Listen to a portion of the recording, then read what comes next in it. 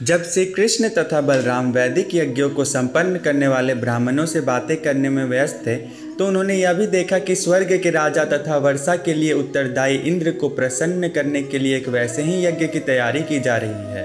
चैतन्य चरितामृत में कहा गया है कि कृष्ण भक्त का यह दृढ़ विश्वास है कि यदि वह केवल कृष्ण भवनामृत तथा श्री कृष्ण की दिव्य प्रेमा भक्ति में लगा रहे तो वह अन्य समस्त ऋणों से मुक्त हो जाता है। कृष्ण भक्त होने से यह मान लिया जाता है कि उसे सारे अनुष्ठान और वैदिक देवताओं की पूजा नहीं करनी होती। श्री कृष्ण ने अपने भक्तों को यज्ञ की तैयारी करते हुए देखा। तब उन्होंने अपने पिता से पूछा, हे पिताजी, विशाल यज्ञ के लिए यह सारा प्रबंध क्यों हो रहा है? इस यज्ञ का क्या फल है और यह किसके निमित्त है? यह किस तरह संपन्न होता है? कृपया मुझे बताएं। श्री कृष्ण के प्रश्न को सुनकर नंद महाराज ने उत्तर दिया, मेरे बेटे, यह उत्सव परंपरागत है, क्योंकि वर्षा राजा इंद्र की कृपा से होती है और बादल उनके प्रतिनिधि हैं।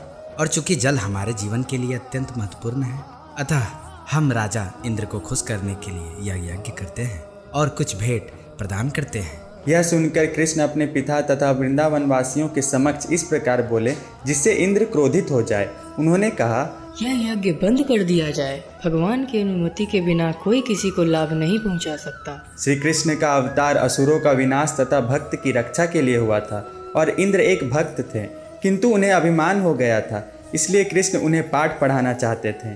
इसके लिए सर्वप्रथम कृष्ण ने इंद्र को क्रोधित करने के लिए उस यज्ञ को बंद करा दिया। कृष्ण ने कहा, हे पिताजी, इंद्र की पूजा करने की कोई आवश्यकता नहीं है। प्रत्येक जीव को अपने कर्मों का फल प्राप्त होता है। हमें इंद्र की जगह गोवर्धन की पूजा करनी चाहिए।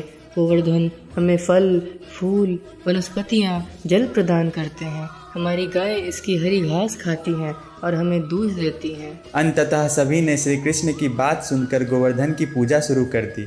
तरह तरह के भोग अर्पित किए गए तथा श्री कृष्ण गोवर्धन के रूप में प्रकट होकर भोग ग्रहण करने लगे।